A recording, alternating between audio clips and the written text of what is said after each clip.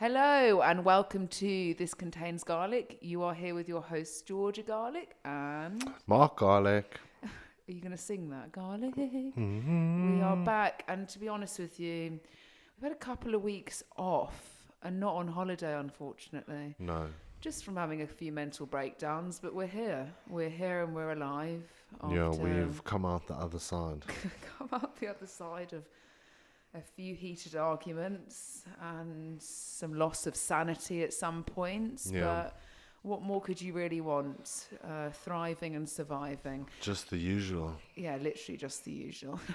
Anyway, today we are going to be talking all really about our opinions on just training, how we train. There's a lot of questions we always get quite frequently asked because I guess we don't regularly, well, we do now on our social media, but we don't normally regularly show like how, people train necessarily. And it's always the questions that we get asked when it comes to lifting weights and feeling confident in yourself. And I think it's just such a massive part of my life, not only for my career, but also my mental sanity. Yeah. And I just feel like people need to learn to love lifting, and not Olympic lifting. I'm talking just lifting, Just resistance training. Resistance training. Yeah, I think it's one of those things that has very profound impacts on your mental and physical health. And it is to be used in conjunction with other self-care habits. I know as an industry and sometimes with clients, they tend to really zone in on working out, and whether they work out or go to the gym is like the be-all and end-all of a successful week. But that being said, the light bulb moment, kind of, you see it with every client, don't you? When they start resistance training and then they start getting into it, developing their strength and seeing progress, they really do have that light bulb moment where that goes off. Yeah, and I would say that, I think for weight training especially, I think women that we work with that are clients, I'm going to say specifically women, because I would say, and I think Mark would agree with this, that majority of male clients that we work with or have worked with have either come from like being athletes or professional sports people, or very they strong are sporting more, backgrounds. they potentially are pretty in, I mean, for most, they're pretty in shape, most of the men that we deal with, and they tend to be doing it because like they're not getting enough from their training, to be quite honest with you, because they don't know how to structure it, they don't know what to do. And so they come to us normally with quite a few like niggles, aches, pains, consistent problems. They can't get, lift more. But so most, as we've always said, like females are like most of our target market, like in the sense of who we train and work with. Like, I'd say that 80% of them are women.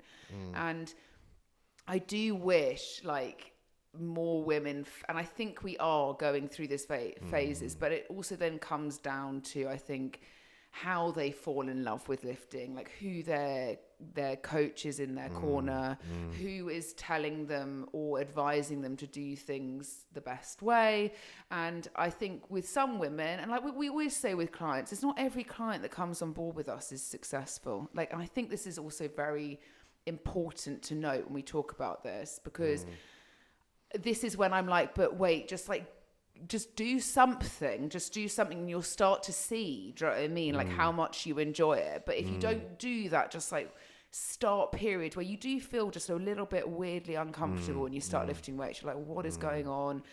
How much should I be lifting? What should I be doing? And I think that's obviously why we also have quite a large job telling people what to do in this. Sure. But I do think that if you don't give yourself the chance to even just like experience it, then you just can't say that it's not like completely life-changing, because I know more women now. Sometimes think that the overall periodization of the vast majority of the general population is not suited to the general population, because I still think that everyone's pretty much sticking to the old traditional bodybuilding splits of like chest and biceps, back and triceps, shoulders, and that is going to have that cookie cutter approach is going to have an impact on the overall buy-in of the vast general population, especially women, because the vast majority of women want to train their legs and core more than they want to be training.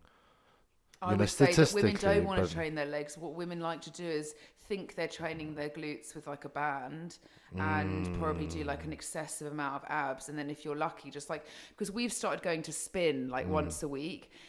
And we'll talk about this actually, because I think it's important bringing up what you just said about the fact that like our industry is run in such a complete fuckery way that like, it's hard to like love something when it's all so sporadic and so all over the place. And so if we took like spinning for an example, like what runs a spin class is one, how much effort you fucking put in, not like what the instructor's telling you to do, but the structure of the class to get people to do it. Now, every Sunday, we go quite early in the morning, and every Sunday they cycle a different coach, like a different instructor. Yo. And the last time that we went, like, fuck, it was horrible, but there was zero structure. And it was, like, a bit weird. It was like, okay, well, what are we all doing here? Like, I'm not really sure. Like, there was even a man in the class wearing headphones in a place that literally sounded as loud as a rave. Like, you couldn't, to be honest with you, this instructor, if anybody's watched White Chicks with the guy that tries to chat up one of the White Chicks men, you know, the one that has the whistle in the nightclub, and he's like got his top off. I can't remember what his name is. He's a really famous actor. I can't remember. Anyway, this is what the instructor reminded me of. It looked like he'd just come back from a night out. He was wearing like a whole American sort of lycra suit. But can you just imagine being an individual that's gotten out of bed really early on the weekend to drive yourself down to a spin studio, to enter into that environment which is loud music, and then putting your own earphones in and doing your own workout? Like, what type of individual are you? I'm sorry, but you're a man. To be fair, I appreciate that. But like, if that was me, I'd just say, sir, can you not just go and do that at home, so somebody else who is willing to participate can No, I draw a line sometimes of participating in spin. Like, I will not move my arms. Don't even fucking think I'm going to be pressing my chest up and down on a bloody bike like a twat. You're not even using any fucking like, you can't, like, the whole bopping down and up and moving the arms. Like, you're not doing anything. It's hard just enough just cycle. riding. Yeah, it's not hard. The arms is what are we doing? This is not but I'm just saying, like, if you actually sickness. follow what the instructor's telling you, and you do it to the best of your ability, you haven't got enough energy to go up and down with your arms. Yeah, I mean, the reality is the vast majority of the people are sat there dawdling, is the only way to describe it, picking their noses, daydreaming, got their iPhones in. Everyone's just, I think that's quite a rich statement, to be quite honest. I look at the power outage and Mark, you distance. weigh No, tons. but I'm just saying, I just down. look like, come on. Like, I'm not Chris Hoy. I'm not a professional cyclist. But if you're doing 1/3 of the work, and then your expectations, I think we're only serious spinners when we buy the shoes and start clipping ourselves. Then we've gone too far. Just clip ourselves in to be a fucking cunt. Like, literally, let me just clip myself in and just make sure that I look just so attached. Yeah, to but this you're coming all the way down there to clip in and do an average of 60. Do you know what I mean? Like, it's like the guys when you go to the golf course and you see them, they have the brand new bag and 20 grand's worth of clubs and all that kind of stuff, and then they line themselves up on the tee box and freshie the ball, hit it into the clubhouse, all the gear, no idea. That's the reality of it. Yeah, but sporting's always like that, and men are also like that. Like, we were watching a guy in the gym the other day who's like has a PT. I can't even call it a PT, to be quite honest. I physically can't call it a PT. I just can't. I don't know what that is. It's just some fucking acquaintance session. I can't call that personal training. Anyway, it's just about men that think that they know how to golf swing. And if you go to the golf club maybe once a month, if you're lucky and your wife lets you out, literally, it's like this whole like fake golf swing set have up in to the do middle it. of the gym. You always do. If you are a recreational golfer and you play on a regular basis, you're always practicing your swing at any given moment. You know, how to be a twat, do you know what I mean? Start swinging your arms about with no, like, pretending that you know, like, how your thoracic mobility is meant to run, and the fact you feel like that's where you should be strengthening or stretching. Just over here, just you know, when I'm just in this position over here, and it's like, mate, your hips are as solid as a concrete block. I know. But like, I guess that goes back to like just like what men are like versus women in the sense of that. But like, for example, a woman in the gym asked me, she sent me like her program that she follows. And I'm not going to lie, I do have quite a few people ask me in the gym. I don't really like, I'd like to keep myself to myself, but after a while it just got kind of a bit annoying. Everyone really looks up to Georgia in the gym because she outperforms everybody. Yeah, well, and I should. What did the person say? Everyone speaks so highly of you. Yeah, I'm there in my head going, having like 6 breakdowns, like, you're a fucking loser. Do you know what I mean? Like, literally, and everybody's like, yeah, like, I get it. Like, you know, you don't necessarily see it all the time when, like, women are, like, training at, like, high intensity with strength training. Like, I'm not talking high intensity of just doing, like, twatty movements. But, you know, and I guess women are like, fuck, like, I kind of want a piece of that. Like, what do you do? And, like, I'm not too keen on, like, ever telling people exactly what I do and how I structure my whole sessions, because it's entirely down to what my performance goals are. And I think that, like, somebody starting up or not that at the, I guess, the level at which I am at my training, like, there's no point even getting into how I train. It's more about just learning the basics. It needs to be so not reduced, but it just needs to be periodized towards. There's so much. When people ask me about an exercise, like a woman asked me in the gym, like, how do you do an RDL, like a B-stance RDL? And I was like, fuck, I mean, like, where do we start? Right, how long have you got? Like, let me just show you exactly how you need to learn the movement without even any dumbbells. And I was like getting a stick out, attaching a resistance band. I was like, right, this is how you're going to keep tension on the bar. And it was just like, I was like, I don't know where to stop, to be quite honest with you, because when you ask me about something that I know very well, you know, it's just like, actually, wait, no, like, you don't pay me to coach you, I'm just going to stop now.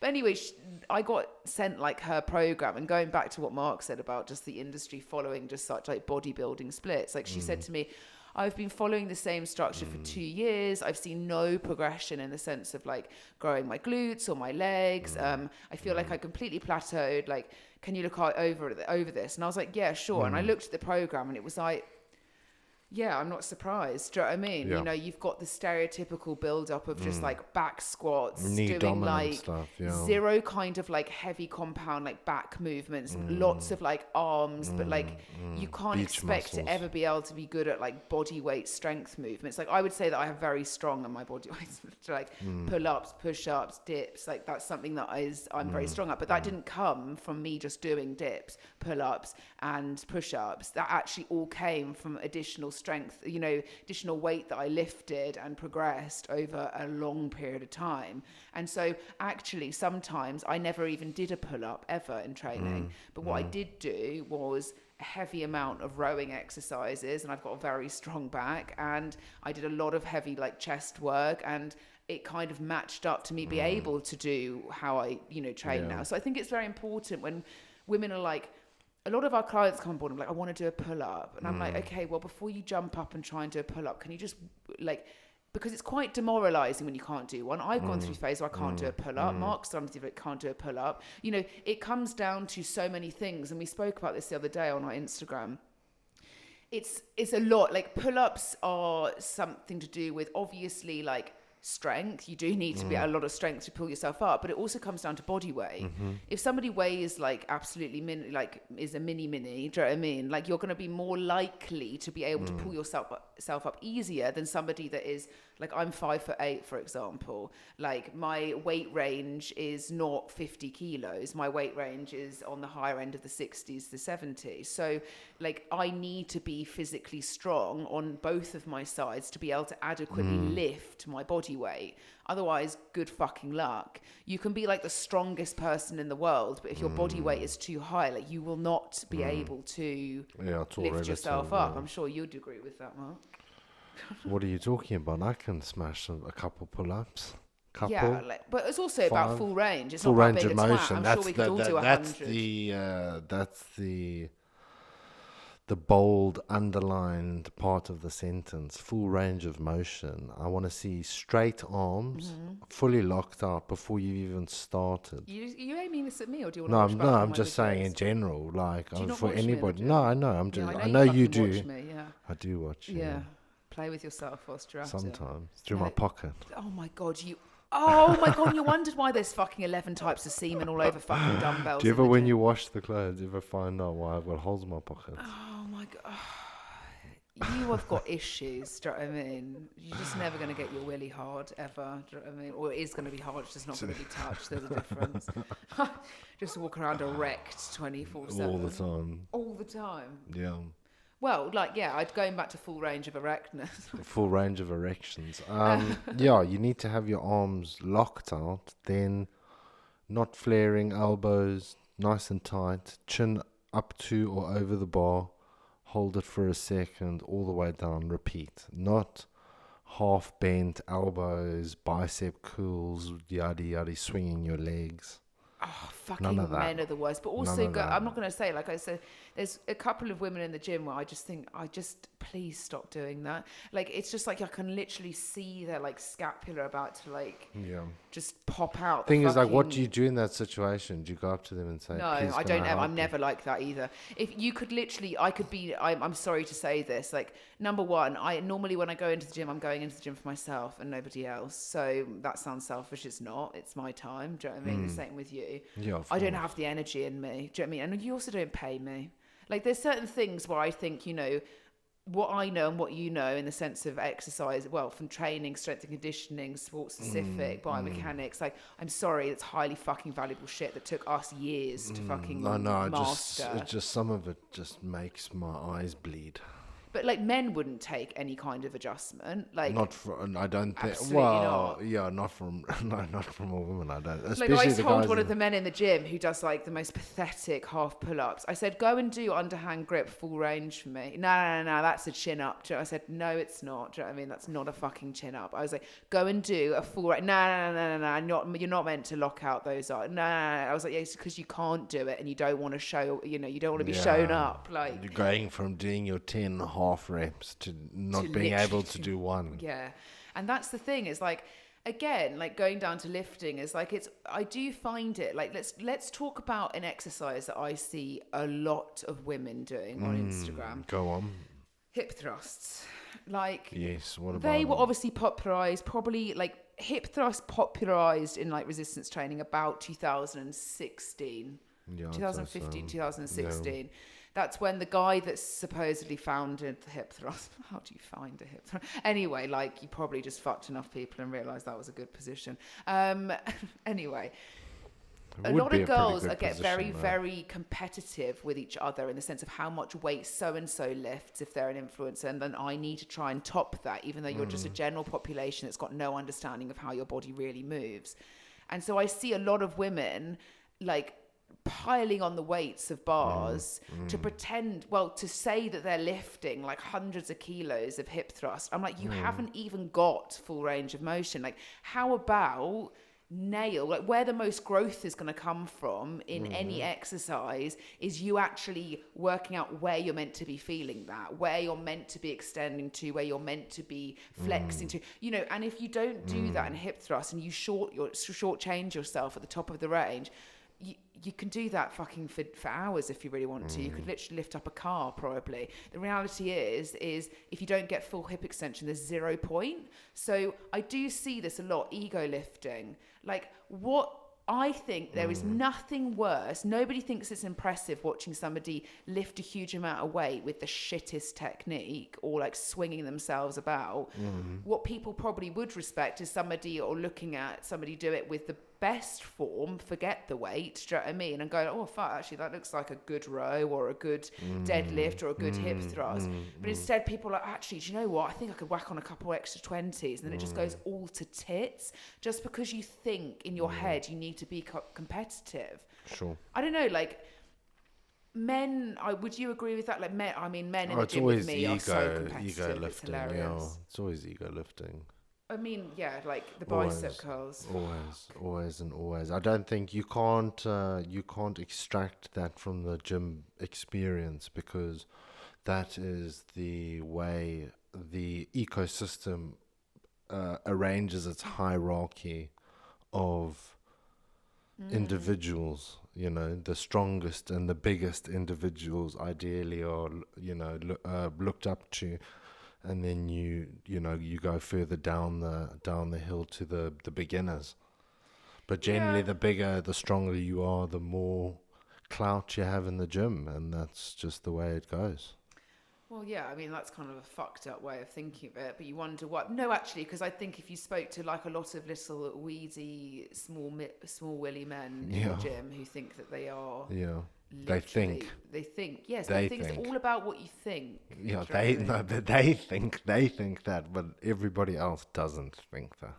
Well, Do you know what I mean? I don't Nobody know. thinks that. Nobody Everyone thinks just that, no. You're like, not in the gym-based environment, and that's just the way the cookie crumbles. Like, you can come down to the gym and be the CEO of Apple. You know, if you're still, you can't do a push-up and you look like a weirdo, you're gonna get judged. Well, And I was that's about to the talk about reality. that. Like, how do you get over gym confidence? And like, I'll still say this time and time again. Like, I will say that. Okay, so in our gym, for example, there's let's do some stereotypes here, because I just love to stereotype. Yeah, I 'Cause I'm love so stereotyping factually correct people, with yeah. it. So you've got the younger generation who Yeah. sit between the ages of 17 and about 21 max. Yeah, I'd say okay? so. Even late Even 20. younger, even 16, from 16 to 21. 16 to 21. Love the fact you're in the gym lifting, but they're all part of these TikTok influence groups, okay? So not like they run their own thing. They become, it's kind of fucked up, but it's similar to what, if anybody was aware of the Southwest or the London influencer about back in like 2000 and 15, 14, 15, 16. The people that were like the OGs of like the fitness sort of wellness. Southwest London group.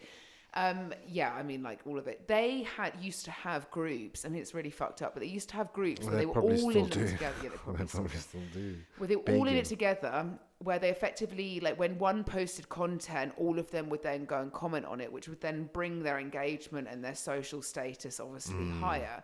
And so what's happened is they now do the same on TikTok. So the fitness crew that are the younger fitness crew, they're not qualified fitness professionals, they just enjoy fitness. All like, they're all like bum buddies in a little group. Do you know what I mean? Like they preach, and that's great. But they're all like fitness people. Yeah. And it's like, oh wow, It's you're their little so community, but I feel like we should.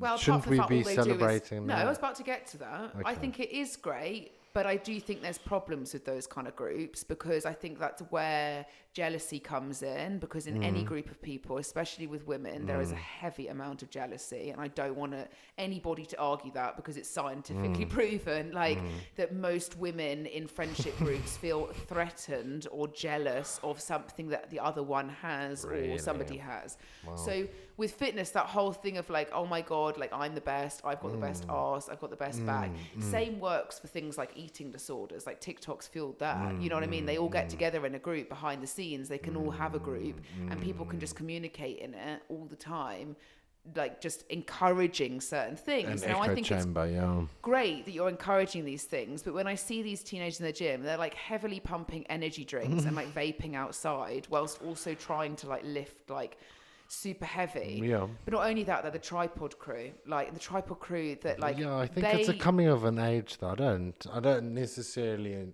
like. I just think it's a natural progression of it's a confidence thing. Somebody that has a huge amount of gym confidence can whack out a tripod and video themselves. Majority of people cannot. But my point is that younger generation think that they own the gym. So it's like, if you're in the way, it's get out of the way. And there's no consideration as to like, do you mind being in my video? Like, because I'm literally about to video like all of the gym whilst I do this, and you're in the fucking way if not. Or it'll be like, are you using this? It's like, well, clearly, do you know what I mean? The way I see it is like, if I'm going to be in the back of your video, I'm going to outwork you. Oh, God, because it's a 3-year-old girl, do you know what I mean? Like, It doesn't matter. They must just know who the alpha male. Do you know what stresses me about that group? Is that kind of group of individuals are the only ones that do the double back bicep pose in the mirror. Yeah, that's a bit weird, but I get it. Hold I underneath get the it. bum cheeks and wiggle them in a video. Yeah. Do you know what I mean? It's like, yeah, do that for Dave down the road. He's on a list. Yeah, He's on on the a list. He's on a sectioned list. Yeah, for Dave to have Looking a quick at your wanker. ass. Yeah. Oh no, don't. Because honestly, that's literally what it is. Yeah, I know. I get it. Like it's Do you a think natural. anyone that goes to our gyms likes younger women? Of course, all of Yeah, them. I was about to say. All So I of was just about to say a name. All and of I was them, like, yeah. All I could name. Hold back. Like, 5 names of right now. 5 names of child touchers. Yeah. No, not touches, but like 5 guys that would dabble with young women in their teens. Yeah. There's currently a girl that we were told about who's like 15, who's the daughter of like quite a well-known stripper in Surrey. Yeah. Well, of course, she's the daughter of a stripper, but I don't think the mum wants the daughter doing this. But anyway, this girl's so clever. She's 15, okay? And she's realised that obviously, like, men are pretty fucking naive online and they buy into pretty much anything when it comes to a female body or having a quick fucking willy touch. And so she started saying that, like, and set up like an OnlyFans situation. Saying to people that she'll send them like naked photos of herself if you pay. And so these men are obviously paying and she's not sending them. And then they're like, why are you not sending the photo? And she's like, well, I'm going to call the police because I'm 15. And if you fucking harass me anymore for these photos, I'm going to tell the police on you. And so now she's just raking in. She's making bank. She's making so much money and the men can't do anything because you know why? She's 15. Well, she's got 3 years to get enough for a mortgage. Yeah, and, literally. get fucking cash rich. Yeah, exactly. Cash rich so she can I think it's diversify her portfolio. It's not the fact that a 15-year-old's doing that. But to be honest with you, what I got up at 15, let's not talk about Yeah, but if that. you can hustle a pedo, then you should by all means go for it. Like, I don't think every man that like wants a woman. every man who wants to look at pictures of young girls above the legal age. How do you know? Do you know, like at 15, I looked much older? Mark's like that. Yeah, I got you from the playground. I looked much older. I always looked much older. Yeah, that's why Chris said that's when he started losing all his hair. Oh yeah, because you just want to take the piss. I just give another reason for my dad. I would be so stressed out if I had a daughter that was 14 and looked 18. I'd be really worried. I also could go out. Just in general. Did just whatever in the general. fuck I wanted to do. That's exactly what Yeah, I I did. know. I think And most because girls of that could exact would. attitude as well, it's not necessarily conducive What were you doing to at that age? nothing. Nothing. Just absolutely nothing. I went to an all-boys Catholic school. I was reading the Bible. Shut. I was doing my homework. I was playing cricket, Oh, playing God. rugby. Fuck off. You know? Fuck off. Just I was doing my homework. Did you ever I do was any I was a homework? diligent student. Mark, you wouldn't know because you can't really classify Zimbabwean education as diligent. Here It's we the go. same as it's the same education that you got. It was British. No, British education. you did O levels. Yeah, Cambridge, Oxford. No, you didn't do Cambridge and Oxford We did. exams, We Mark. did. We did. Can you please Google it? AQA and anything AQA. GCSE, like O A level. levels and A levels was You were written not by on the Cambridge. You were not. It was. I wasn't either. Do you- yeah, Mark, because you were not qualified to be going to Oxford or Cambridge. Can I Fuck pass me, me my were you phone? not qualified It wasn't to- qualified. It was the curriculums written by Cambridge. What, just like the Cambridge Dictionary? You believe that that's the same curriculum they would do at like Cambridge University, that you were that intelligent you would even have gone into that? Why would it be? It's Did just you ever want to go to a uni like that? no. No, Mark. No, I just- didn't want to go to uni because I thought I was gonna fail. Because after school, I was just I failed over miserably it. at school. Yeah, I I was failed over so it. miserably at school. I'm so happy to talk to everyone about how badly I failed. In fact, on our road currently, where we live, they're currently doing a cycling proficiency exams. They're doing it literally right now, and they were doing it yesterday, and it just brought back these flashbacks, traumas, because I was the only one out of the whole group of cycling proficiency that got failed. And it only came down to, not that I couldn't pedal a bike, it's because I didn't know my right and left, so I failed. And I was the only one in the group, and I was so sad, like so Did people fucking make fun sad. of you? Did they Well, yeah, call it gave me you- the fear of life. But now look at me spin, do you know what I mean? Yeah, sure. No, but we're going Stationary, e-biking though. this weekend, aren't Stationary. we? No, I'm not fucking inept. Would you be happy on a road bike? I'd be Your the arse way wouldn't fit on it. It would be yeah, so uncomfortable. I would be, the only way to describe me on a road bike is blitz. Blitz. Blitz. What, when a car's hit you? Do you know what I mean? Blitzed up. Blitzed up, bro. You think you're that whizzy on a road bike? I am so speedy, I probably would get pulled over for speeding. There's like at least 3 kilometers per hour like difference in how fast we walk on a day-to-day basis. So I wouldn't think that you're the most blitzy on a road bike. No, I'm not the blitziest person ever. Should we go for a run and see how blitzy you are? Over 100 meters, I don't think you have. Yeah, much like I'm of a not an chance. endurance runner, but I could be a sprinter. Like, watch me, I could literally just get up and run now. I'd probably tear both of my calves again. Oh God, yeah, literally when you blew those calves and you were in 2 boots, that was the funniest thing. Yeah. Right? And you know what that teaches you? Don't argue with your wife and storm off, because then you're going to blow your calves, because Satan is amongst your calves when you're in an argument and you don't agree with your wife. Do you think Satan's in my calves? Well, at that time they were, because they taught you a lesson, didn't they? Yeah. Don't just run and just storm off shouting at me. Yeah. Blow one calf and then blow the other when you storm off again and slam the door and then end up on the floor. Double blow. Like a paraplegic, like genuinely. Yeah, I had to crawl around on the floor on my stomach.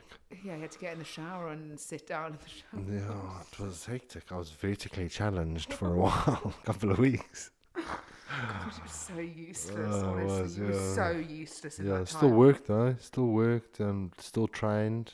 You know, still no trained excuses. the arms. But I do think it comes down to training. Like, people are so like what we were saying about the start, like, of even getting into that or feeling like how much they enjoy it. Like, when if somebody told me you need to take like 4 weeks off of training, that would be one of Imagine for someone saying 4 years. Imagine you have to stop and you Why only. the fuck would that be? I don't know, just hypothetically. Well, I wouldn't know what to do with myself. It's too I'd have much. to start running or something. I just think running is one of those things where it's You'd just have really to do interesting. some form of expressing yourself through some form of human movement. I just don't understand how people don't use exercise as an anchor for their day and set up the rest of the day around something that's always guaranteed, not always guaranteed, but the vast statistical probability of it making you feel better is there's a high percentage of that. Why can't you anchor your day in that? Why can't you revolve your day around it the same way we do? Not every day, like 7 days. Not every a week, day, but like yeah, I mean, like it's one of these things that like I wouldn't be able to just like. I mean, what do I do with all that energy? Do you know what I mean? Do I then go and prance around like? I would have to be in hospital with tubes in my face, stopping me from exercising When in you've some been capacity. blitzed on a road bike. Yeah. Jadavid, the first thing I'm going to say when I come out of a coma is, when can I go back to training? Yeah, like which is like so not a bad thing, because I think it really focuses you. And I think the only reason I say this is like when somebody does something with structure and like, if you don't get into that structure, then you're never going to enjoy it, to be quite honest with you. And I'm not saying that everybody enjoys certain types of lifting. Like, there are types of lifting that are incredibly daunting, like things with huge amounts of barbells or Olympic lifting, CrossFit. Now, CrossFit brings in a lot of community, but if you're a beginner, like...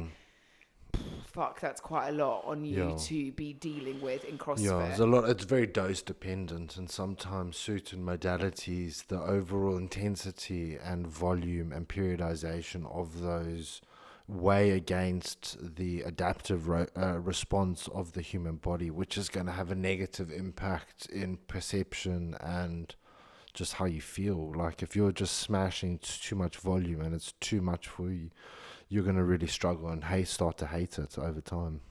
Yeah, I mean, this is the thing. Like, I think those that think they like, I'm really against like the chopping, changing attitude. I'm like, no wonder you don't like exercise when literally you can't find any kind of structure. And the fact is that like, for you to be better, just like you would be better in your career, or you want a better job, or you want better things, or whatever the fuck you want, you've always got to try and then be 1% better or progress yourself in something. And the reality is, if you sit there and don't progress yourself, why do you think you're going to be super motivated to carry it going? You know what I mean? Like, when a woman, like, and I can say this from clients, when a woman starts to love lifting, there is just like nothing that gets in the way of it. Like, and clients of ours that, like, you know, a lot of our female clients that sit in the age range of maybe like, say like 50 plus, you know, 50 to 60, like those women that fall in love with training, like there's nothing that's gonna change their mind on it, because they literally, especially a woman at of that age who potentially wasn't very physically active in their 20s and 30s, and then get into some form of resistance training in a progressive manner in their 50s, and then literally unlock a new chapter in their life where they have more physical capabilities with experience than when they were younger, which I think is, you're basically like unlocking a door to a completely different quality of life, and not only that, but just consciousness for a person of that age. And whilst the general population are on the decline, these people are on the incline. Do you know what I mean? You're reversing your biological age. And I think, you know, like I say this to a lot of women that start with us come like, and they are very discouraged by, you know, they could be quite active, or they could be doing things like what I always say, like a lot of training with sex toy weights, you know what I mean, like ones that look like vibrators because they're so small and pink that genuinely it looks like a bullet. But oh god, yeah, you know what I mean. My mum always rages about her friends that lift weights like that, and my mum gets really proud, because my mum's obviously in that age range where she gets really proud when people call her like, you look so agile, and you're, you know, you're so sculpted in your upper body. Your mum is strong though. Yeah, she fucking is. But was she always? She's very fit, but like she's stronger, more physically capable than women in their 20s. I'd say. I think also, like, you know, I think for my mum's generation around that time, like, I think really only like in the past literally 5 years has it been this sort of need for women of that to notice that they need muscle mass, that, you and know, if they don't want to be hunched over osteoporosis ridden. There's still not enough though. Women of her age are still focused on things that are not necessarily going to yield them the most effective and efficient like amounts of cardio machines or and Pilates, I hate to admit it, and things like yoga, which are great ways to move your body, but when it comes to building muscle mass, it's the worst. We're talking about metabolic signaling that requires muscle protein synthesis to be engaged. Pilates and yoga do not yield those responses. So I think you can't go out and put that on social media. You know, this is obviously, we can, but you know what you're going to get is going to be like World War III, when all the aunties come and start going mad about their bar classes and their Pilates classes that they do. If we could remove one class out of the history of the world, it would be bar, straight fucking away. If anybody tells me, don't even try, and don't even to Mark, because I think Mark would actually jump out the window.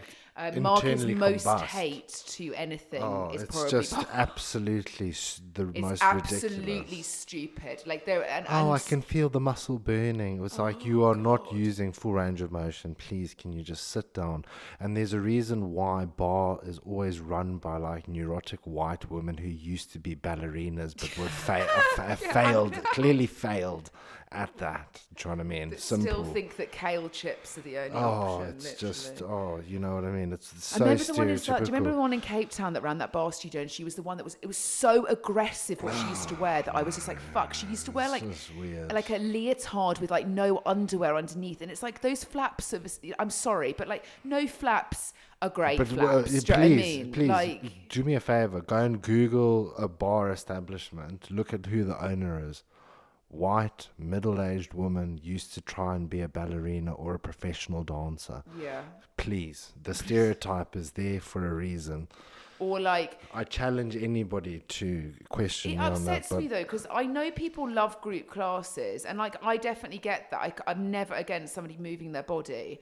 But the problem is that all of these women, like I saw an advert like today, which was about like an inner thigh cream, which I'm actually going to plaster on my Instagram because it made me so fucking annoyed. I thought, what the fuck is this nonsense? Anyway, it was like you know, women think that like they all want this toned physique, okay? They all want this like, and I hate the word toned, but it's the only way that you can just describe what somebody. Francesca, she used to dance for the London. Yeah, It's it's like, wait, she come had like a on. ridden eating disorder. It's not something we should be Come on, promoting. the woman's soggy like a noodle. Yeah, but like it's not that, it's just the fact that then women think that they're going to get these like ultimate physiques. Or let's just say this, normally the instructor, the coach, the leader, the founder, or whatever the fuck, they're going to be the ones that are in shape, and that's because their whole lifestyle runs around being in shape. Yeah. Now in comes Sally to the class, do you know what I mean, who has no lifestyle like fucking Janet, who's the owner of the dance bar studio.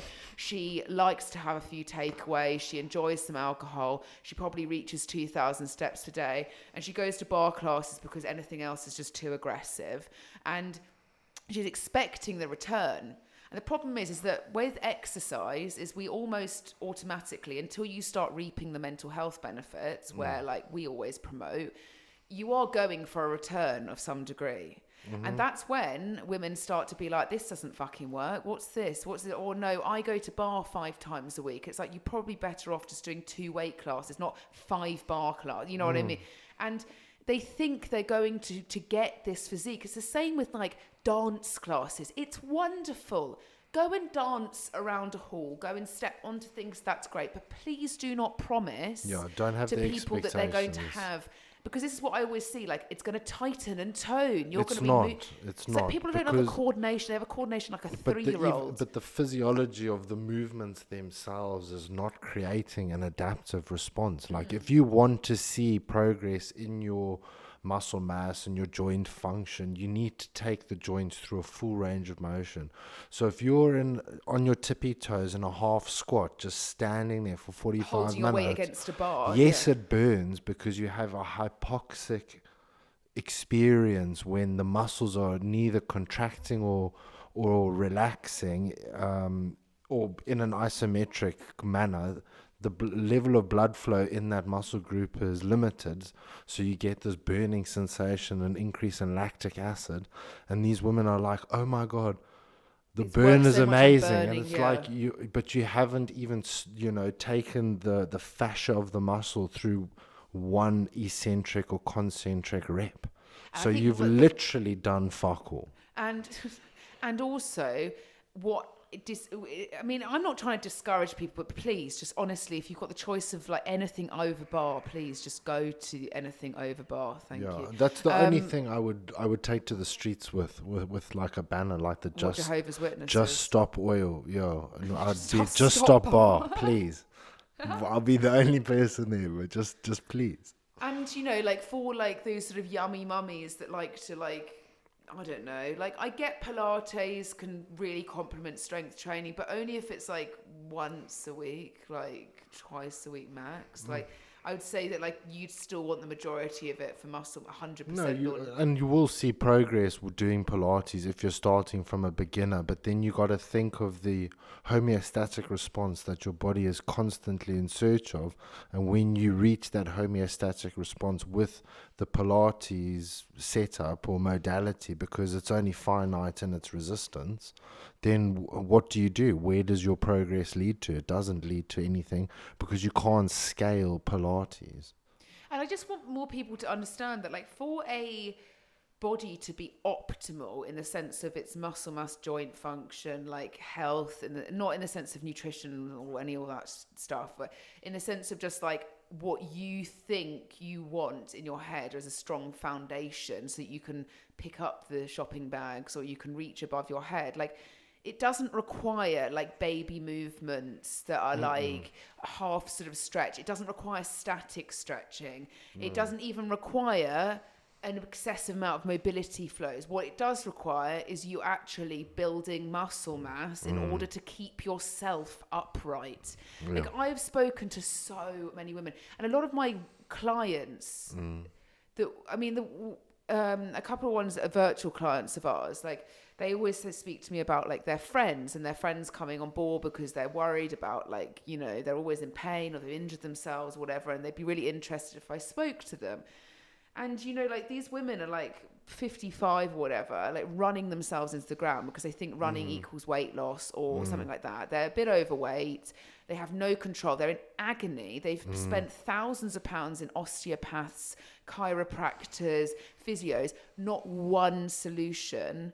But yet what I keep on saying to them is like, okay, anybody can take you through a movement of moving your arm or a stretch of your leg or some hands-on therapy. But what they can't do is miraculously build lean muscle mass that is effectively going to hold you up. So I always say this, if you've got really, really bad neck and shoulder pain on a day-to-day basis, like you just constantly feel like you want to stretch yourself out, which is so many people due to like tech problems and just our daily lifestyles overall. If you honestly think that just stretching yourself is going to make the situation better, you are so very wrong, because you have to put the effort in to building your fucking shoulder blade, getting your shoulder blades to work from protracting to retracting. Do you know that's one of the hardest things for most people to even do? And so if you want posture where you're upright, that's, yeah, okay, your core strength comes into that, but it also comes into you having a strong enough posterior chain so you're not bent over like a fucking banana like the whole time. But to do that, you then need to do something new. You need to add different stimulus. You can't consistently do running, stretching. I think the reality is we need to get the industry and the general population and the media and everybody on the same page. Which is, you know, there needs to, mandatory needs to, the mandatory form of exercise needs to be some form of resistance training, progressive resistance training, and sprinkled in, unless you are, you know, heavily into a particular niche like, I don't know, running or mountain biking.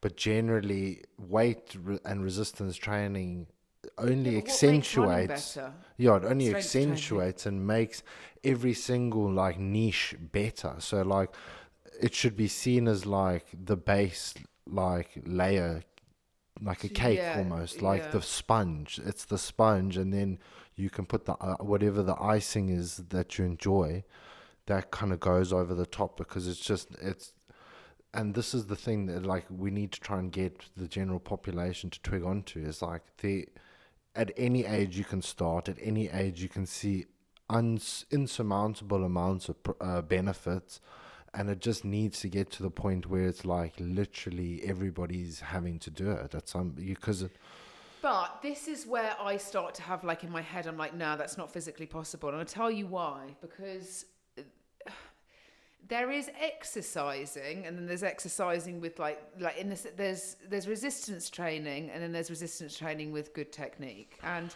what I always say is like sometimes, you know, with resistance training, like if you're not in the correct positions for it, or your technique or form is not very good, and potentially you lift weights in group classes and it's not taught potentially, like in the sense of, because that's not the point of a group class most of the time. It's to tell you what you're doing and you just get on with it, and then cycle that round in a circle and a circuit or whatever. And the reality is that some people fall out of love with resistance training because they go in with that mentality, or potentially the trainer they're with is pretty shit, or doesn't correct form, or doesn't tell you how to do it properly. And you can end up in a position where you're injured, or you feel like things hurt, and oh no, it's because I've lifted weights, so that's the problem. When you say like we need to get all of us to work in tangent, fuck, I wish, but also no, do you know what I mean? Because that's what's always going to set us apart, to be quite honest with you.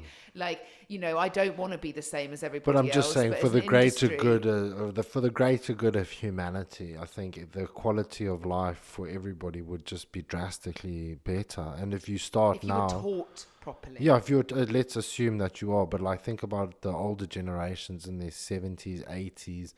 Now that are all becoming, you know, dependent on help and care and all that kind of stuff, could be mitigated to a certain degree if preventative and precautionary measures were taken into consideration. Like if I look at my grandma, who's my dad's mum, like she's not in a great way at the moment. She's very old, and she got very old very quickly because she had a number of falls and just a lot of shit going on. And, you know, it's not nice to see in any way, because she was always an independent woman who traveled the world and just loved life and had a very strong family surrounding her. And you know, when I look at that, I think like that's what I really like don't want to end up like because she is completely now reliant on people holding her up or walking her here or doing that and always being supported with her.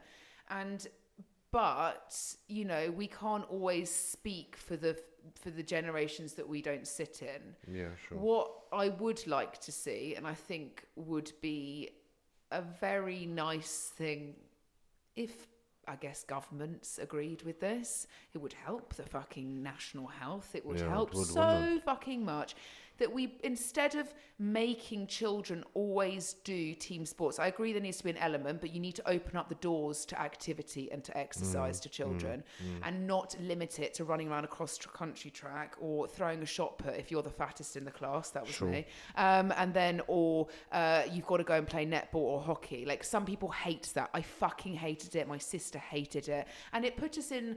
I was in a privileged family. If anything, I had PT at like age fucking 3. Like, I'm not going to lie about that. Like, do I think that that's a weird way? But I don't know. Maybe it's a good way of trying to get a child into an exercise, like exercising regularly. I mean, if you're privileged enough to do so, that would be the most ideal. And what I always said to people, when I was really overweight, I wasn't unfit. Do you know what I mean? Like, I actually exercised quite a lot. I had a personal trainer, like, regularly. The difference is just nobody really taught me, like, what you're doing outside of this 1 hour is absolutely obliterating anything.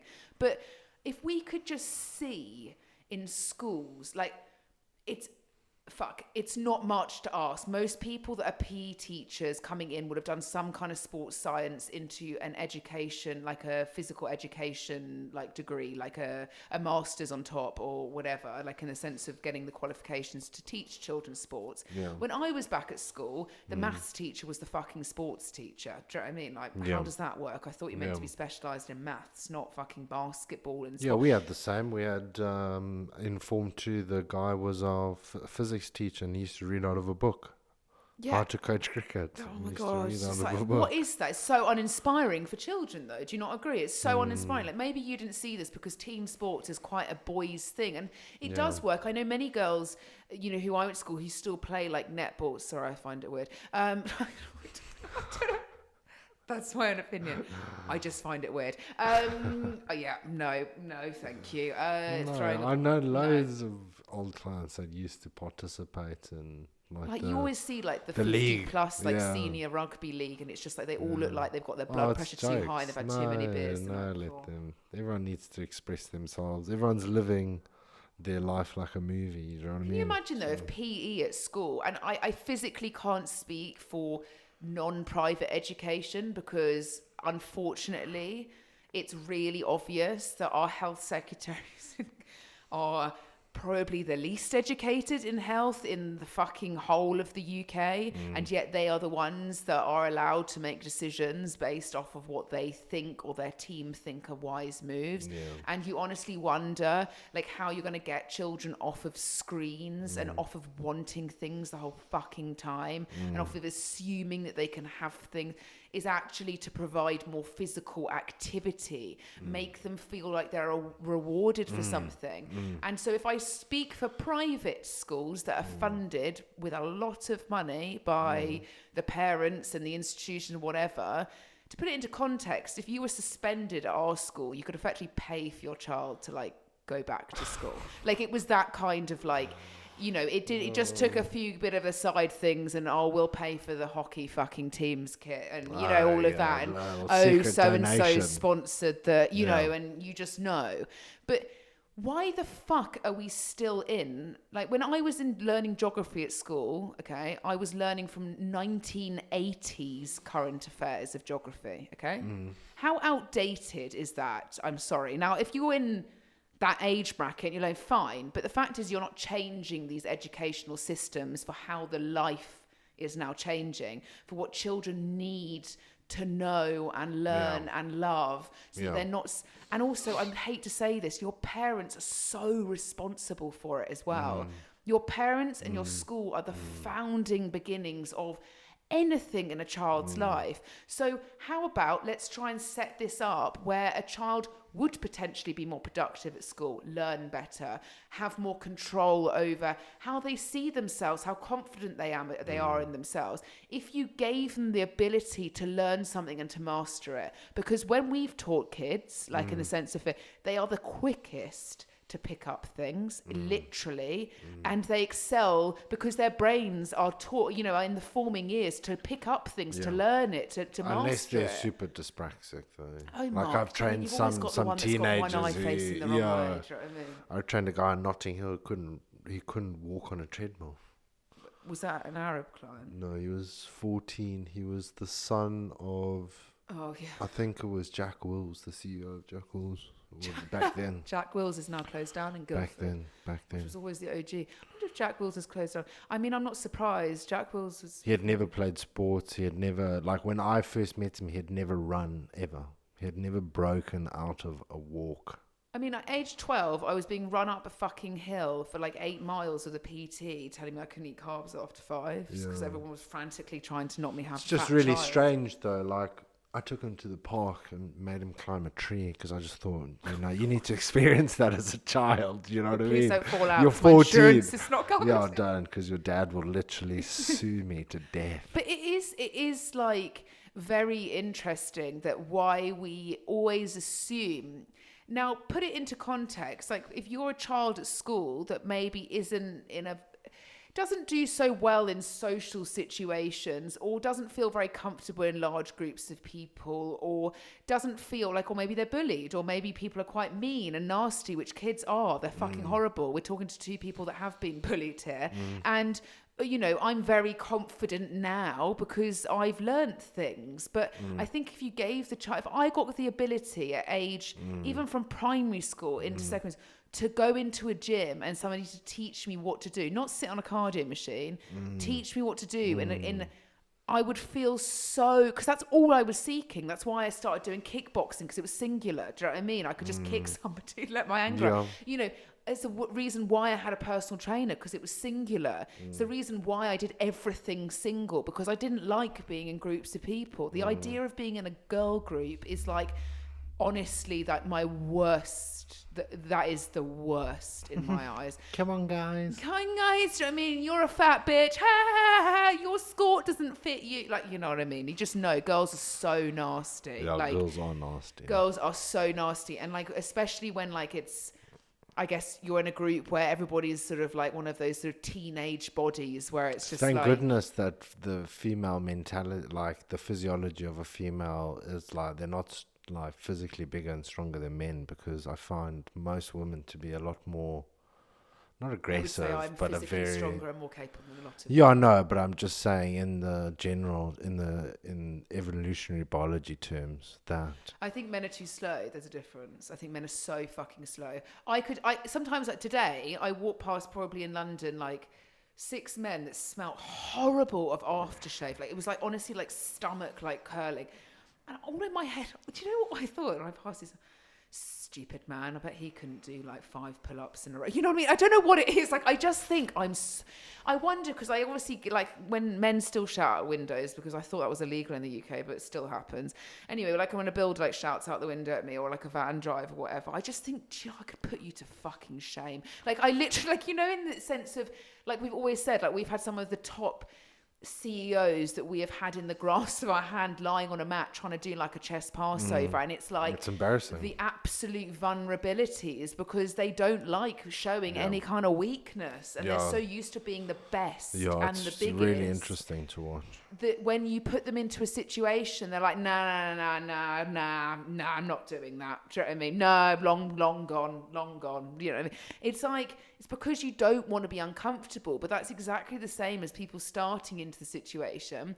Like, gyms can be uncomfortable. Like, going back to the situation of the stereotypes, I have got now, no man takes any equipment off me, because they know that I'm about to double the weight and fucking annihilate them in front of them. And that's the reason why. But don't get me wrong, until I cemented that in a gym, like, and they watched and learned, do you know what I mean? Yeah, did I literally have shit taken away from me in front of me, like a bench? I was about to lie forward on it and somebody would just take the bench away, or oh, sorry, are you using this? And they just take the clip away and you're literally halfway through a set. Yeah. Or, and women go in and they're so afraid. But like, do you know what's going to only get you past that is actually learning how to do it? Yeah, sure. You can't expect... I don't go into a nightclub and feel super confident, but until I started to become a door girl at nightclubs, where I could tell people to fuck off if they were a cretin, or, oh, hi, like, we need your money, otherwise you're not coming in. That's when you walk into a nightclub and you start going like, okay, cool, I'm quite confident in this environment because I'm kind of in charge. I know what I'm fucking doing.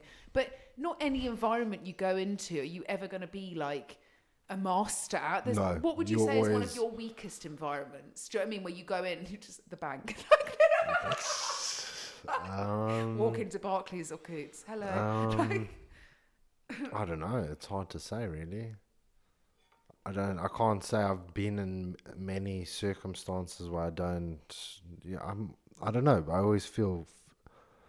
Where would you feel like most like intimidated? It's interesting. I don't know. I don't know. I'm sure there's loads of places. I just can't think of one off the top of my head.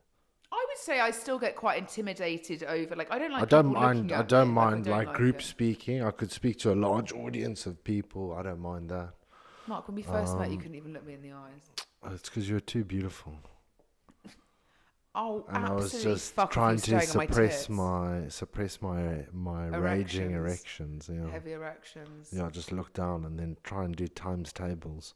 We matched on Tinder. We did. Yeah, we did match on Tinder. We did. Until I blocked you and I realised then you were blocked my trainer. Me. Yeah. We would have ended up sexting anyway, like, so it doesn't matter. You were emailing sexting me. You had a girlfriend. I ended my relationship, which was like you carried that on, didn't you? Yeah, it was a bit of a fucking crossover on that one. Do you know what I mean? I'll never forget when you emailed me. Let's talk about it because I feel like this is a good story. Okay. When myself and Mark, let me just put it into context. I paid Mark an extortionate amount of money. You did, and you should. Fucking should have. Whilst I wanked you off in the disabled toilet. Exactly. Mommy, I need to get paid. I need to get paid for that. Do you know what I mean? I paid for that. Like literally, I was literally like an escort system. I was like an escort. But you were an escort. I was an escort. So where Mark used to be like the top dog at was a very well known, which is now obviously closed down due to the owner being a crackhead, but. True example, don't get given 10 million quid by your father and expect to be able to run something. But anyway, it was it was the know-how place where all of the celebs, all of the well-known people, all the socialites, it was like you walked in, you did feel intimidated. The first time I ever went into that gym, it was like a upstairs with like a cafe downstairs for like health drinks and all those like high-calorie coconut balls and shit. And there was a girl wearing, do you remember Sandra? Let's not forget Sandra. Sandra was wearing like an all-in-one lycra like jumpsuit, and she'd rolled it down so her abs, which were like the most glistening, like tanned, like. Well, let's be honest, like she was in very good shape. She was like a salsa dancer or something. WBFF. With a salsa, wasn't she a dancer? She was a Zumba. She was the face of Zumba. Yeah, she was the face. Which is like. Definitely when not you see her dancing, you like. just realize when you see it, and this is why I touch back on Barre. You see her dancing, and then you realize you're not very good because I've seen real dancers, and they're a lot more agile and athletic, and all you do is the stereotypical Shakira hips, like whilst you whip your hair around and around. But you know what? I'm going to have to stalk her on Instagram when we stop. Yeah, I feel like I need to know what she's up to. Anyway, was she Brazilian? No, she was Eastern European. I love that Mark knows that because she thought Mark and Sandra were together. She dated what's his face? Yeah, I know. Matey boy. Macy boy. Gus. Oh, of course. Yeah. Anyway, so I walked into that and I saw Mark. Mark, when I first ever saw Mark, I'll never forget this. Mark will never forget. Like, he'll never not remember this. Like, literally. I was going to a blast class, which was like in these like pods. And to be honest with you, it's a really good layout of a class. And I don't know if Mark was taking it or not, but he was downstairs and he always used to wear a cap because he was just too fucking cool to like be seen clearly. and you were so tanned, like, and stacked, because I think you'd literally either just got off of stage from competing, or you were in the midst of getting ready. And I remember, like, Mark let me pass, do you know what I mean? And I was like, oh my God, do you know what I mean? Like, you know, I'm like, this would never be, never a thing, do you know what I mean? And then I was actually passed Mark's details by a girl that I used to know that used to regularly go to that gym, and she was like, oh, he's a really good trainer. And I was like, okay, fine, like, maybe I'll just try and like I want to do like a more of a transformation, I'll go with Mark. And like, how long do you think I was paying you until like that? So for 4 months. 4 months? Yeah. Really? Yeah, I'd say 3 or 4 months. 3 or 4 months, you got 4 blocks of payment. Yeah, I got 4 blocks of payments on it. Yeah. I still paid you even when we were together. Yeah, you should have. Because Yeah, you were still taking up an hour of my time. Like, oh, you fucking cretin. Anyway. We then developed, a relationship. I wish you'd still pay me now. I fucking have. Do you know what I mean? I pay you enough. We met. I remember coming back and saying to my housemate in Fulham, like, she was like, how was your first training session? I was like, yeah, I'm gonna fuck him. Like, literally, that she's still to this day, it's the first thing she'd ever say. Right? And she was like, well, don't do that too soon, Georgia. Like, do you know what I mean? Like, you're get a trying body to transformation out of it. And I was like, no, like, trust me, I'm going to fuck him. Like, literally. And then I was like, nothing was gonna get in my way. Like, and I don't think I've ever been without anybody, to be quite honest with you. Nothing was gonna get in my way. And I remember you used to warm me up just like on the bike, do you know what I mean, whilst you were setting up weights or whatever. And I remember you put your phone on and it was the background of you and your girlfriend. I thought, oh dear, now that's a fucking annoying thing, isn't it? That's right in the way. How are we going to end that relationship? Yeah, we'll just have to. So what we did was I just took up your latest slot of the day, which meant you had to leave and go back home to where technically I was also living around the corner. And then we had to obviously drive home together. Would you like a lift? Would you like a lift? Because I felt bad. I felt bad just seeing you stand at the bus stop, you know, when I drove past my BMW. I walked. I'm joking, because I'm about to say something, you sad cretin. Oh God! Yeah. So let's talk about the email sexting that began. You couldn't text me for a while, and we were on client. I was during business hours being very professional. I'll show people the emails. I wish I could show them right now because emailing, because that's what professionals do. So, like, I remember emailing, oh God, it's so cringe. I remember emailing you probably after, like, my second training session, and you were like, how are you getting on? Because my last name was Bates at the time. You were like, how are you getting on, Bates? And you used to literally, and you emailed me that, and I replied saying, What an attentive coach. Shut the fuck up. Like, attentive. You just wanted just the an vagina. Excuse to talk to me. And you emailed me, and I said back saying, well, let's just say I physically can't walk right now. And your response was, that's not the first woman to have told me that. And I remember that, and I just thought, oh God, he's such a player. Like, I was like, of course he is. Do you know what I mean? Like, there's no way that you're in that environment and not playing up to what you look like. Couldn't be the furthest from the truth. No, I would 100% say you're the most insecure fucking... The complete opposite. And so weird as well. Like, literally, like, you're... and then I guess the sex emails began, to be quite honest with you. The sexting turned into sex. No, it didn't turn into Fingering. sex. No, it didn't start. What are you talking about? Oh, no, actually, when stages. you kissed me on the bus, Mark, when you kissed me on the bus. Yeah, something like that. Was that because you weren't in your BMW then and you were on the bus with me? Oh, I just had to come down to earth and just... Come back to my level. Yeah, come back to your level, see what it's like. See what it's like to not be driving around your BMW. Just...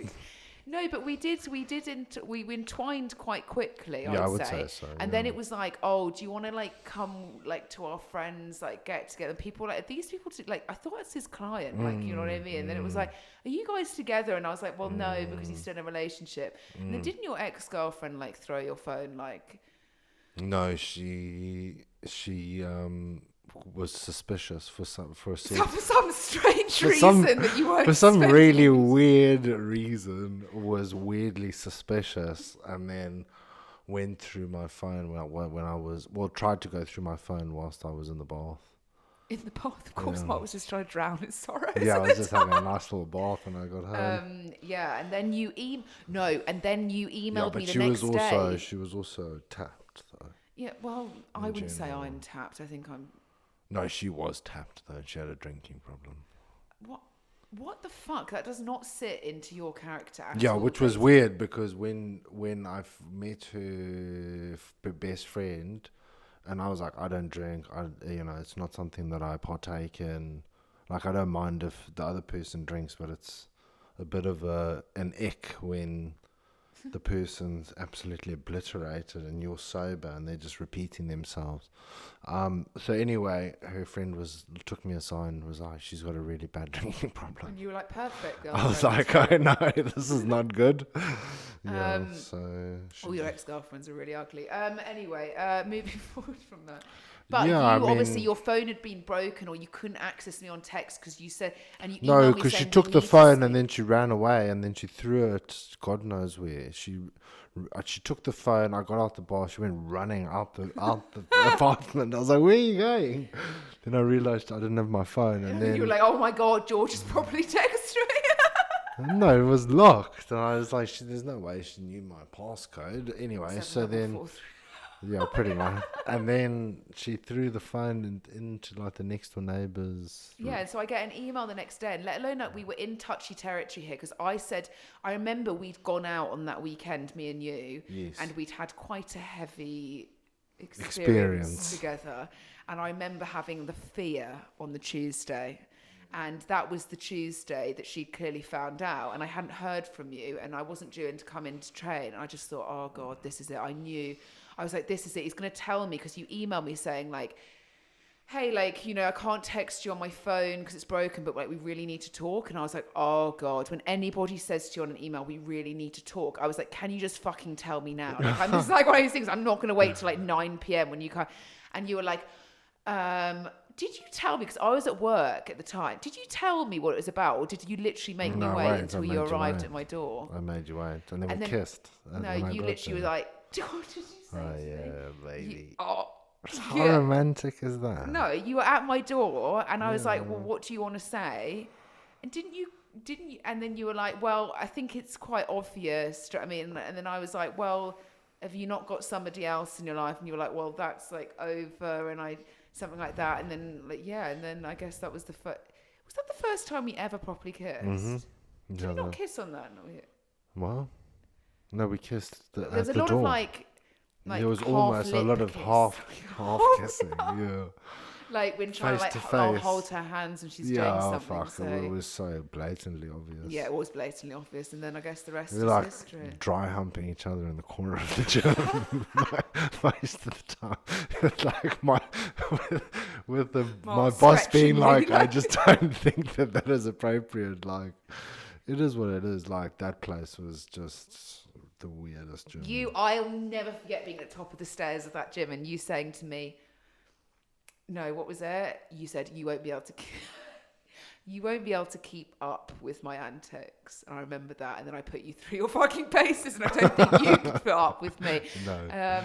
But yeah, no, it is quite interesting. And this is why, going back to gym environments, like a lot of people I do actually know have met their partners in like fitness. Yeah. And I think if you've got, I think a relationship that works really well. And a guy said it to us the other day, who we know based actually from the gym that we go to now. He said like, oh, guy, this guy's 60 years old, a multimillionaire, to put it into context. And he said, oh, I wish, never really had a loving relationship, never really, really struggled, always kind of uses money first. And he was like, I wish I had what you guys have, and like had somebody that was as passionate about certain elements of their life as like I was, so that we could like match up on things. And I guess I've never really seen it like that, because I do think like husband and wives, like in this day and age, unless you like run a business together, like you don't really spend that much quality time together unless you're drinking or out for dinner.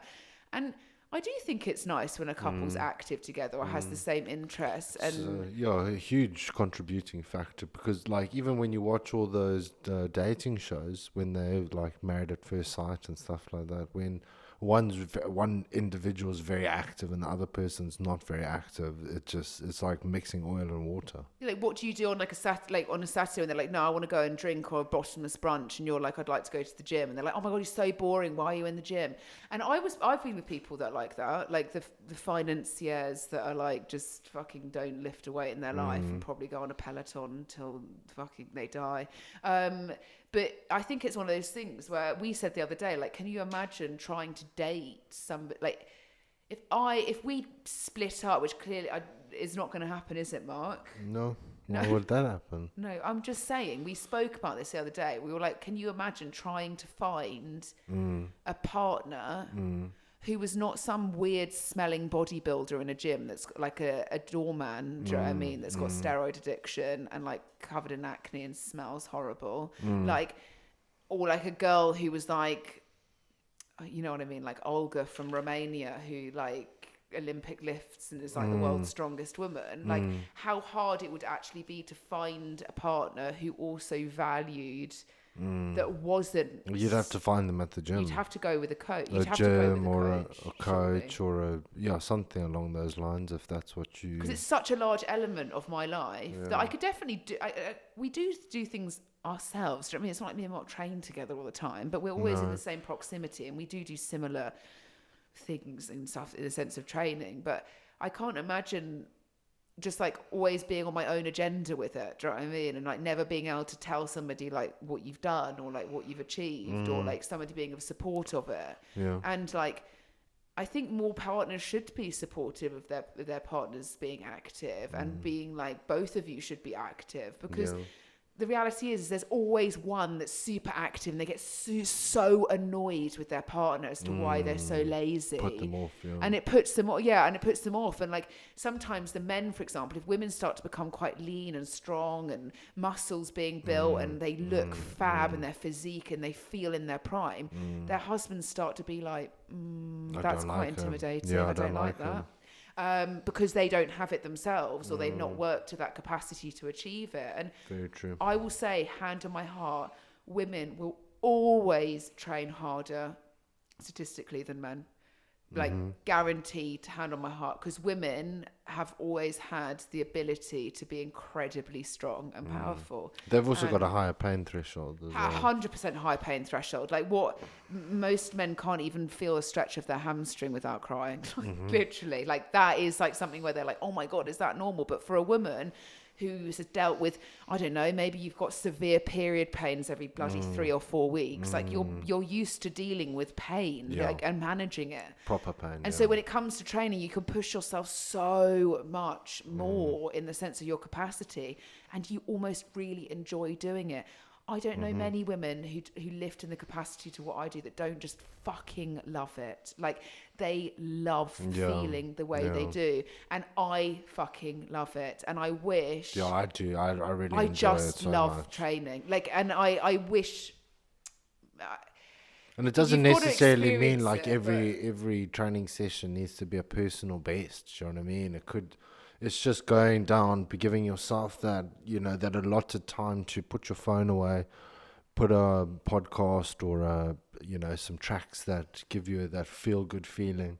Like music and exercise are two things that really actually pay attention to just how your body is moving, because a lot of, like George was saying a while back about the hip thrusts, if you're going in there and you're not cognizant of what you're doing and you're not trying to develop that neuromuscular connection between your brain and your muscle tissue, and you're just daydreaming and stuff like that, then of course you're not going to see the profound benefit in exercising. You're meant to switch your phone off or put it down, take the time to just like plug into being present is I think the most important body thing. And like what Mark just said in a slightly less intellectual way is like body mind connection is something that when you start you're like almost like Bambi, like you've got no like you're like what the fuck's going on. And that's the case when you do train clients. You're like, can you feel this here? And they're like, no, because they just the synapses that from the brain into the muscle it's so inefficient, and the only way that you overcome that is repetition. Yeah, and I think repetition and just repeating it, and honestly, like if anyone's listening to this and is just like on the edge of like actually just like going into a gym, number one, I think for you to ever be good at something, you've got to have structure. Like with anything, like it's the same as what we've been fighting about between me and Mark behind the scenes at the moment, is that we're both characters that in our daily routine there is a huge amount of structure, in the sense of like when we train clients to when we go to the gym, or like it's a lot of structure, but we really struggle to come up with these structures that aren't like times or like turning up somewhere. And like when you run your own business, there's a lot of admin, and like we're building a lot currently behind the scenes, and it's all very exciting. But the reason we've butted heads so much recently is because like neither of us, because we're both ADHD as fuck, can really get that structure. Like, oh my God, I've got to write this down, and I've just written it down 6 times and I haven't done it. And like, that's frustrating. And you know, all these, it's the same thing going into a gym. Like if you go in and you're like, oh my God, there is so much here and I have no idea what I'm doing. That is when you should be, and you have the accessibility in this day and age. Yeah, you've got no excuses. You like, I'm for people moving. I think you can get a lot for free these days, but I don't think people buy into free stuff. I'll be honest with you. I don't think people value or will ever get into a proper routine that's something that's free, because you just don't value it enough. You've not invested into anything. And I think that now, you know, I was listening to a marketing girl just literally yesterday actually just talk about like how so many people say that there's so many trainers or there's so many coaches, and they feel threatened in the sense of like, like not become like, maybe I shouldn't be a trainer, or maybe I shouldn't be a coach because there's so many of us. And she's like, but what you don't understand, and guess what we've lived through for years of our business, is there are thousands, there's a lot of supply in our industry. But now, with the extent of technology, there's also a hell of a lot more demand than there ever has been, because you can access at all different price points the availability to have structure.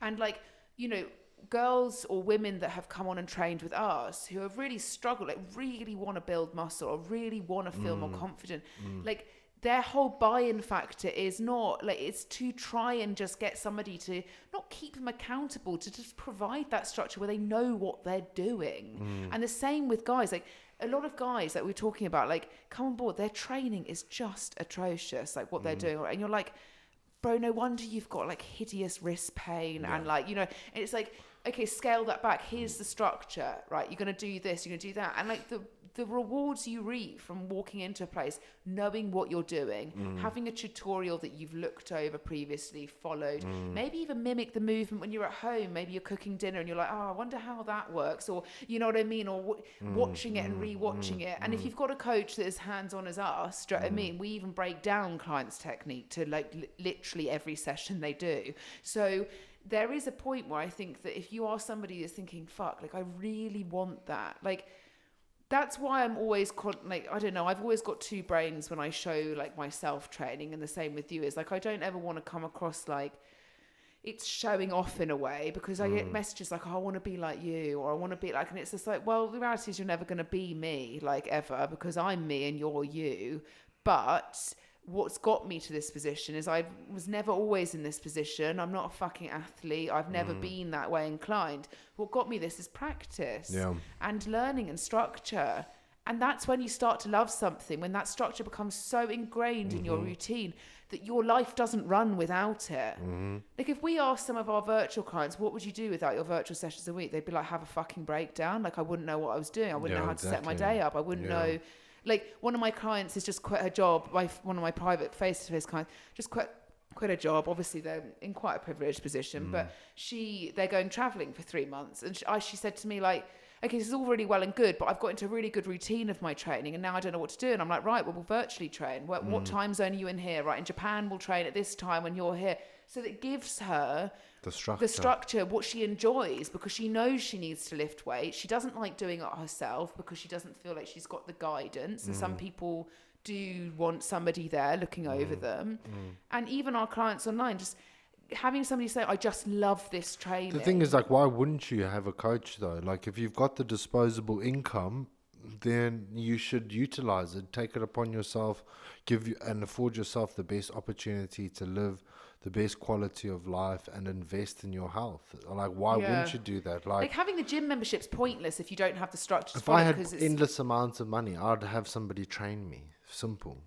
I'd have no, but probably you'd have the best of the, like I would two have, or like three- physically couldn't go to two- somebody that didn't have the same yeah, level no, of but I'm pace. just saying I'd probably have 2 or 3 weight sessions a week, 2 boxing sessions with a coach. Like, I'd be coached out of my eyeballs. Yeah, because like all of the best people that run in this world that are sitting there with the best businesses, best lives, best health. I mean, Yeah. they've got people helping them. Yeah. And this is the Or thing, is being like, why are you mentored. afraid to get help on something that's going to literally excel you 10 times in your Yeah. life?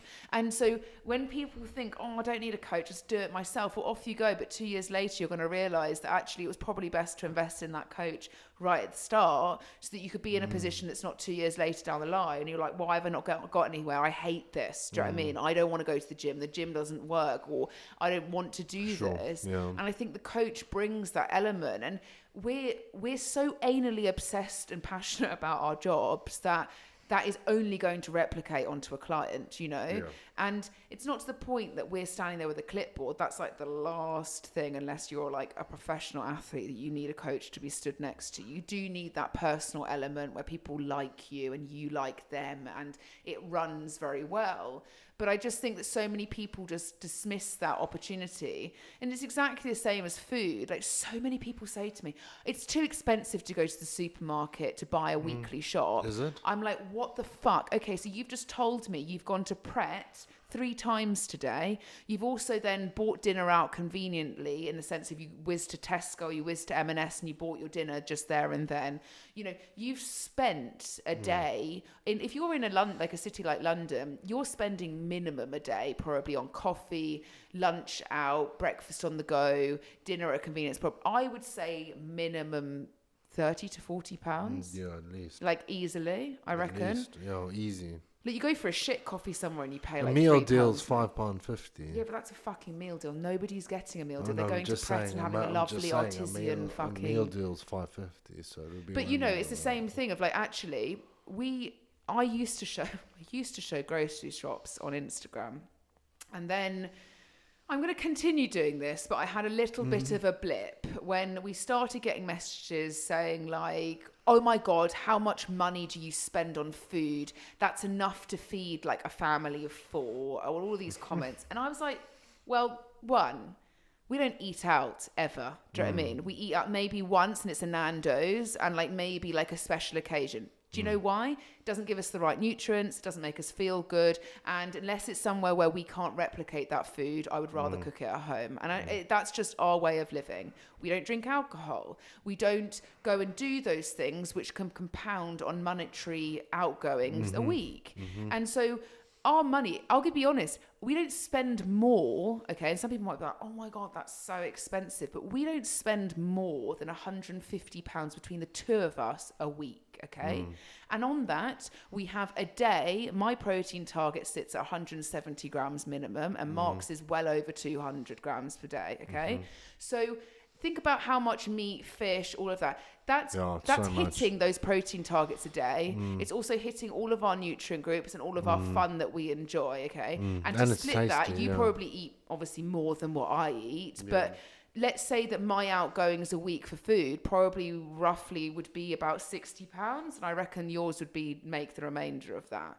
But the point is like, that's actually really decent, because we went to Nando's the other day and we spent £60 on just one fucking meal. Yeah, one meal. And, you know, or you go to down the road to the M&S and you pick up a meal just for that day, and you've spent 70 quid on just a load of shit. I wouldn't even know how much like a round of drinks would cost. Oh my God. Like, So well, it depends where you are. But like, they Yeah. said that Wigan was the lowest place to drink alcohol on the radio the other day.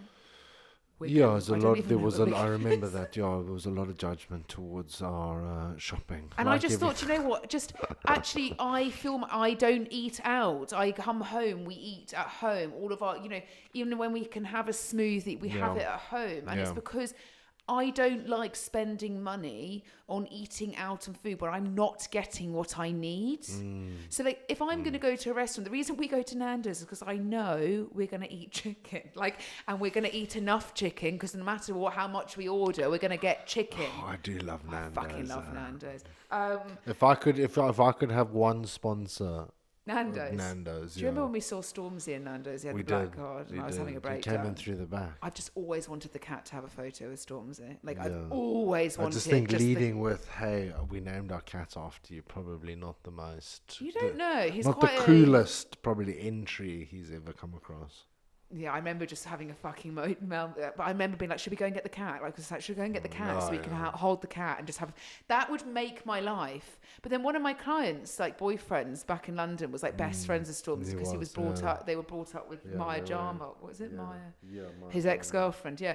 But no, I do think it's quite interesting, the mentality of just what people think costs when actually going and spending like a cardo, which I think I'm going to start showing this. We sit down, we speak. I'm like, right, what do you want to eat next week? Yeah. And normally it's roughly within the same kind of meals that we really enjoy. Different types of proteins, potentially different types of carbs. And we're like, okay, cool. Well, we'll write the list. We order it on my favourites avocado because normally it's the same. It's done. It arrives on a Sunday. Yeah. It's in the fridge, ready to go for the week. So you literally don't have an excuse to not, I've got nothing to eat or I've got nothing to get to. So I do find it quite rich. And I appreciate this, again, spending 150 quid on food for some people is extortionate. They couldn't afford it. But where else are you spending that money? Do you know what I mean? If you're buying cigarettes and you're buying alcohol, cigarettes, but the vast majority of people, can afford, 30 or 40 quid a week to put towards a half decent gram of coke, 3 for 100. Well, this is the thing, we're always rich to fucking, we shouldn't spend this or whatever, but when it comes to just going obliterating your health, there's because I feel like it's a lot more fun than being responsible. Is it fun when you're on suicidal Tuesdays? No, whilst you're doing it, it's quite entertaining.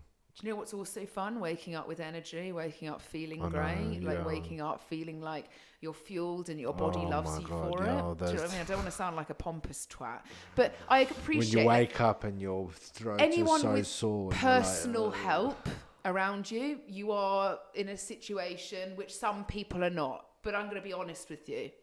Our whole business, job, whatever you want to call it, career, has always worked in those ranges of demographics because it does require an investment into a process in which, if you might, for example, I had parents that had trainers or people always had additional help. And so I knew that if I wanted to be better, that would be the best way for me to do that. And it's exactly how I see my job. If you want to be better and you want to get where you are, let's just try and wipe out all of this guesswork and all these things that just make your life so much harder and put it into the hands of somebody that's a professional with it. Removes the guesswork, makes your life easier, makes it easier to be accountable to, makes it easier to be able to adhere to. And, I just always like to say, those that are looking for personal coaches or trainers are not going to be in a situation where they can't afford something. But in social media elements, when you have tens of thousands of followers, there are obviously going to be people in there that can't afford the level of outgoing in which and so that's when we get comments which are and unfortunately I can't show a life that I don't live. And I think the same with Mark. If anything, it's not me justifying that 150 quid's no money at all, but for our us, circumstances, we earn to afford that. And but not everybody eats for performance or Absolutely eats not. for body composition goals. We could get that 150 pounds down to 100 pounds if we were eating fish fingers and fucking and oven chips. Yeah. But I went to a client's house the other day and I said, how much do you spend on your avocado shop? And she was like, well, for a family £400. I said, no. I was like, how much do you spend a week for a family of four? She's like, £100. I was like, okay, is that including like your trips to Gales, the like dinners out, and like the most? She was like, no. So I was like, no, they more like spend like probably £500-600 a week on all of those outgoings. And she said, I said, how much like, if you have meat between you and your husband, like how much do you, and she got out the fridge, like she was like this, and it was like a packet of 350 grams of diced chicken between the two of them, and I was like, fuck, we need like 3 of those. Like literally, I was No, it's so annoying. No. It's annoying because I was like, I never used to do that when we used to stand in the queue in M&S with the meal and deal. we look at all the other couples with the dinner for two. The normal couples. Couples where it's like one chicken breast, Dinner half for a two. side, and a bottle of wine. There's me and Mark with 6 mains and like one, so like literally one whole chicken, two bags of fries, like 2 things of Ben and Jerry's. Like we always have, like when it came to the meat section, like we can't do those meal deals unless it's like a whole chicken. But now that Georgia's gone through a bit of a transformation and put on loads and loads of muscle mass, but how does it feel when you don't eat Fuck me, I feel like protein? I'm diabetic. You literally, like honestly, you feel like you're if I don't get to the point where I haven't eaten something, like because I came back from London, but it's not today just and I was anything. So it's just, your body yearns for protein. You need like. It just like you can't just eat beige stuff or like bread or. I would be like so that. hungry the whole time because like I know that I come back, like I was driving back from London, I just thought all I was thinking about, I need to get like a protein yogurt in me, I need to get a protein shake in me, I need to get something in me instantly because honestly I feel like I'm about to collapse and that's the reality. Like when you do hold like quite a lot of muscle mass, you build quite a lot, like your body needs this shit, otherwise you can't maintain it and you're never going to be able to build it. So I always say that like protein is essential, and I know it's the most expensive, but actually if you're somebody listening to this and you're weighing that up in your head, like do some maths, like go and sit on Excel or Google Sheets and actually work out how much you actually do spend on food with your outgoings a week, on drinks, food, coffees. And it's not to say that you should cut this shit out. I'm just saying like, because when it comes to money being spent, and I think I've only really seen it like this recently, it's like what you spend your money on when you hand over a physical note, which obviously is not in this day and age. What you hand it over to, you're effectively buying value in whatever you buy. So some things like rent or a mortgage or whatever is like your house, but you value that because you've got shelter over your head and you need to pay for that. When it comes to buying a coffee in the morning, a lot of people say that if you want to save money, you would remove that coffee. Well, for some people, that coffee sets up their day. It's an experience. They walk to the coffee shop, they get the coffee, it makes them feel good. They follow on walking to work. They've set their day up. And so removing that, which is something that they really highly value, wouldn't be a common logical thing to make it easier for them to save. If anything, they need to look over their lifestyle and see the areas of where they do monetary exchange, which they really don't value. And for some people, that could be, I really don't value going out for lunch in the day in my work, and actually I should be making this at home and bringing it in. Or it could be the smallest thing of, I really don't value going on the bus and paying for that. I'd rather walk. All of these monetary, it's what you're getting back in value. Yeah. And so it is really important to say, like, when you look at your expenses and what you spend in money or, on food or whatever, always see it how you value it, because like we highly value what we put in our mouth, like so much. We spend majority of our money on food, but for some other people that isn't the same. So then you can't judge on somebody else's life that runs via that when your life is the complete opposite. I always say just look at what you value, and then that's when you work out how much effectively you spend. But I do think like it's one of these things where I think most people's eyes come wide fucking open. They realise like, oh my God, like, is that how much I've spent like on food and going out? Like, and the reality is you value it, you'll continue doing it. If you don't value it, you'll look to cut back and spend the money elsewhere. But I think the moral of the story is from today, learn to love to lift. Yeah. Learn to love. That sounds like a Julia Roberts movie. She comes back after she's been in India and she gets on her first steroid cycle and she learns to love to lift and she just gets really hench. Why is he talking about steroids? That's got nothing to do about just learning the capacity of learning to lift. Yeah, but there needs to be like a progressive, and she then enters into WBFF. No, or a strong man competition. She wins. Thing is, though, with a strongman competition, you wouldn't necessarily want steroids. You just want more body weight relative to strength. Surely. Yeah, but it No? can be used. IFBB, you need a lot of muscle mass to lean body. So, no, I think a strong, you just want to eat, wouldn't you? Well, there's certain. That's why Eddie Hall used to have like. There's certain steroid compounds that exhibit. But like. More will have a higher marginal increase in strength gains, like Boldenon. Yeah, but Mark, why are we talking about this? We're ending the podcast now. You just brought up fucking compounds. Sorry, let's end it. Sorry, I'm just saying, learn to love to lift, not Julia Roberts on steroids in a strongman competition. Learn to love to lift, and if you're struggling with that and you don't know what you're doing, and you're struggling to learn to love to lift because you've got no structure, get in contact because we can help. Drop us a line. We will be back soon to chat more, and we hope you have a great day. Bye.